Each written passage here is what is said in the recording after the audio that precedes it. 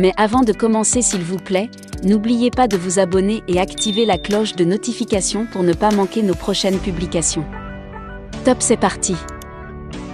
Tout à fait, nous avons été alertés par des civils que les militaires du M23 viennent d'accéder à une nouvelle tenue qui ressemblerait à celle du M23.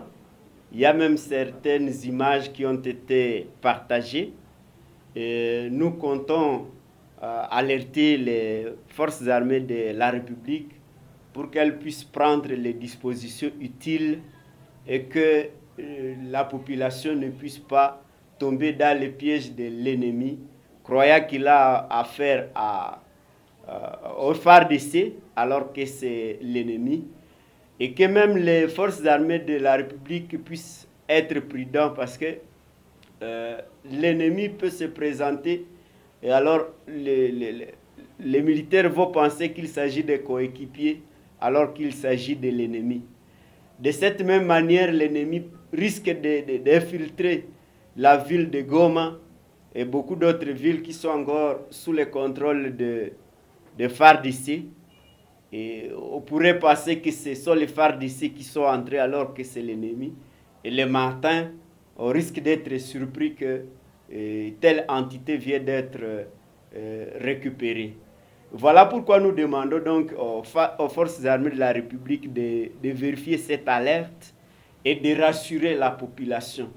Parce que on ne sait jamais, l'ennemi peut toujours exploiter toutes les voies pourvu qu'il obtienne l'affaiblissement de nos forces.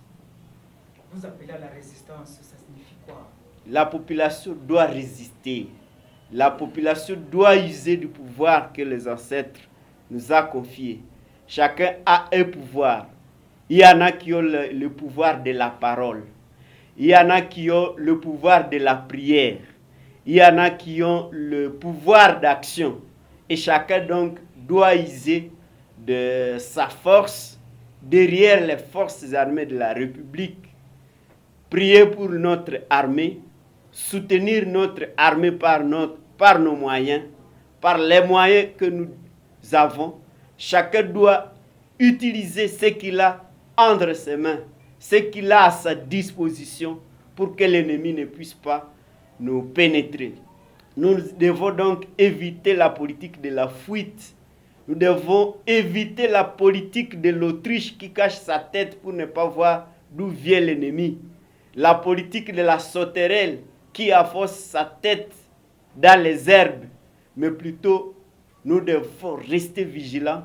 Nous devons opposer à cet ennemi la résistance en apportant au FARDC les alertes nécessaires, les informations dignes et vérifiées et nous abstenir de divulguer les informations de l'ennemi.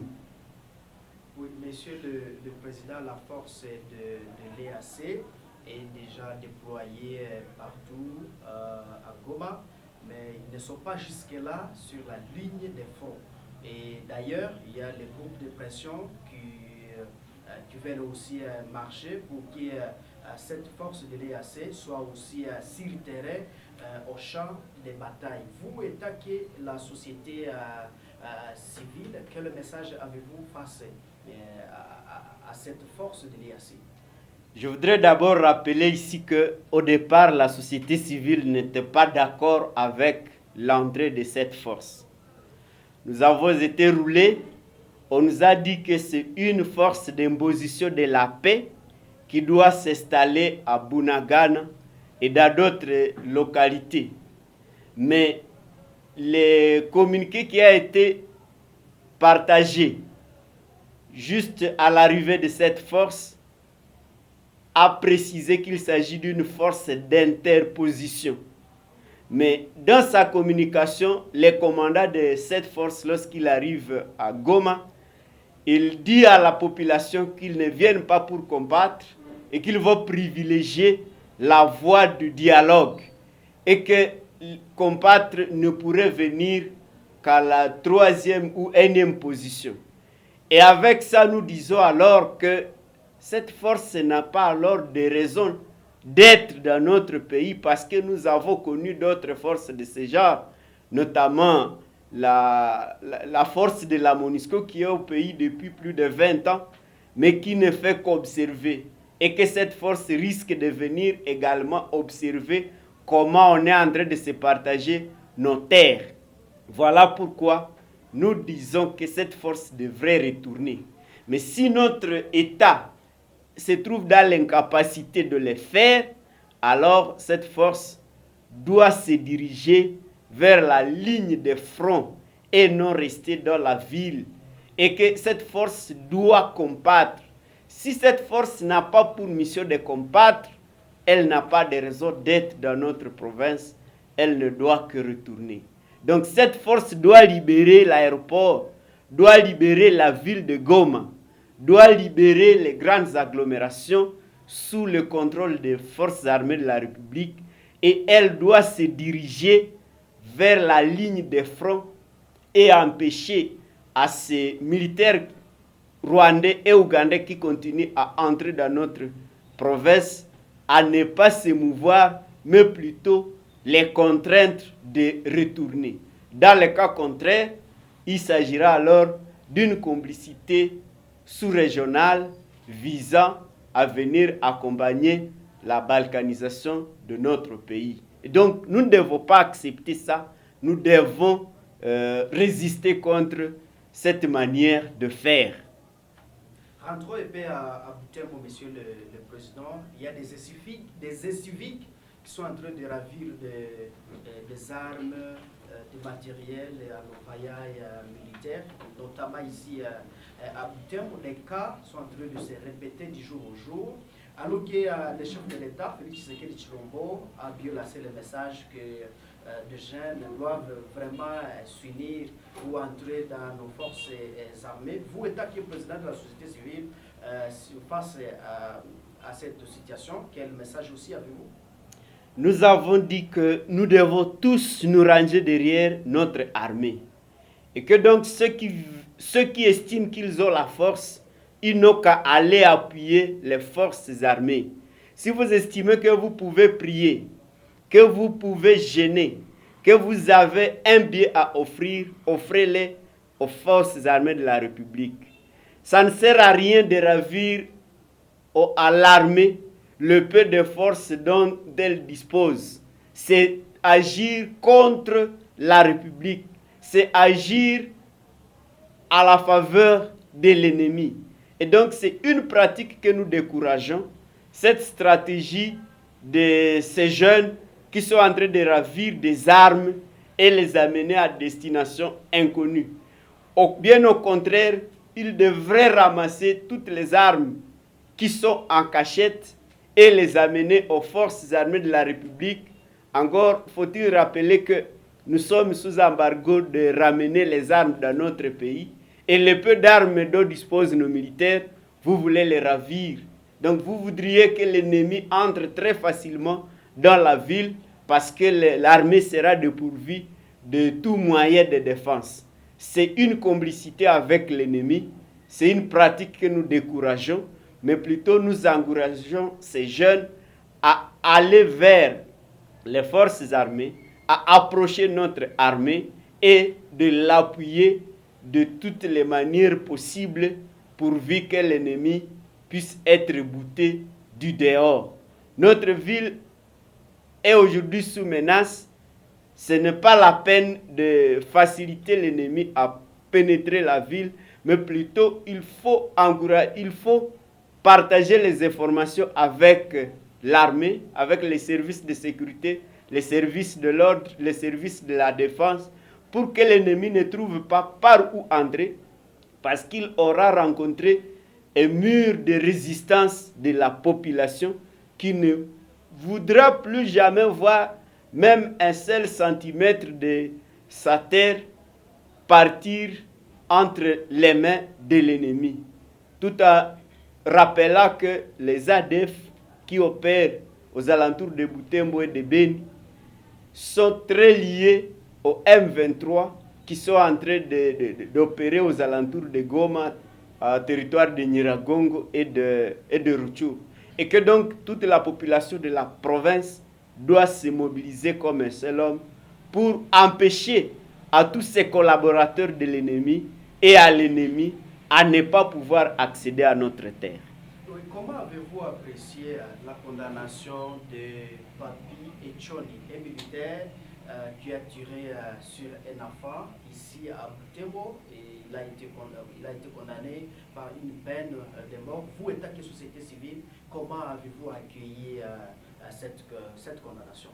D'abord, c'est une bonne chose que ces militaires qui trempent dans ce genre de pratiques commencent à être condamnés par notre justice. Mais ici, faudra-t-il encore noter que lorsque la justice condamne un militaire et lui demande de payer une amende exorbitante que du reste il ne peut pas trouver, il serait important que cette amende soit infligée à l'État qui est en train d'utiliser ces militaires pour que les victimes soient remis dans leurs droits. Mais le risque, c'est qu'on peut tromper les victimes en leur disant par consolation qu'ils seront indemnisés à hauteur d'autant de millions de francs ou de dollars, alors que le coupable n'est même pas en mesure de trouver 1000 francs pour dédommager sa victime. C'est l'État qui devrait payer ça parce que ce militaire a servi sous le drapeau et il a utilisé une arme achetée par l'État sous l'uniforme de l'État congolais et il a tué notre frère. Et que donc la justice devrait imputer cette amende à l'État qui est en train de l'utiliser pour que les victimes soient remises et tant soit peu dans leurs droits, bien que l'on ne peut plus récupérer la personne qui a été perdue pendant cet acte. Edgar, merci. C'est plutôt à moi de vous remercier.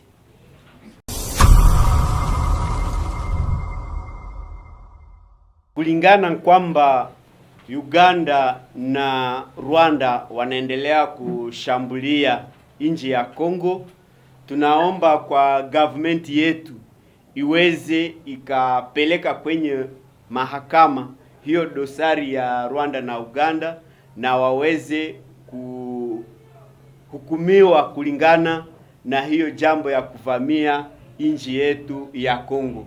Na hata tunaomba government yetu iweze ikaomba kwa Uganda waweze kupana maelezo zaidi kwa nini wakati wanafika Beni wanasema watasaidia nchi yetu, lakini wakati wanapatikana huko Rutshuru wanaendelea kumsaidia adui wa nchi yetu.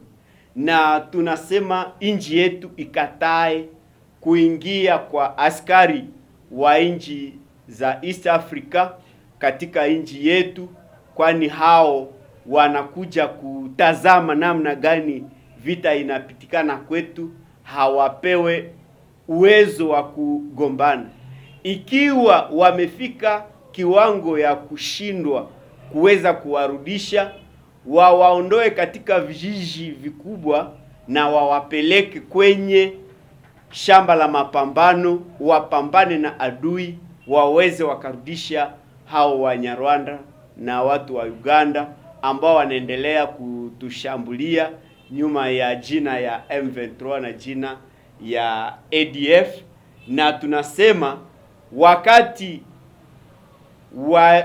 wakuwa nchi zingine wametushurutisha tuweze tukaongea na maadui zetu, nchi yetu isiweze ikakubali kupeana mamlaka na hao wahuni, hao wanamgambo ambao wamekamata silaha kupigana na nchi yetu, wasije wakawapatia vyeo katika jeshi wala kuwaingiza katika kazi, ikiwa hata wakongomani ambao wana nia nzuri hawakupata hiyo vyeo, lakini wao maadui wanaweza wakawapatia vyeo, wasije wakakubali hiyo jambo wakati wanaenda kwenye mazungumzo ambayo community international imewahi kutuimpose.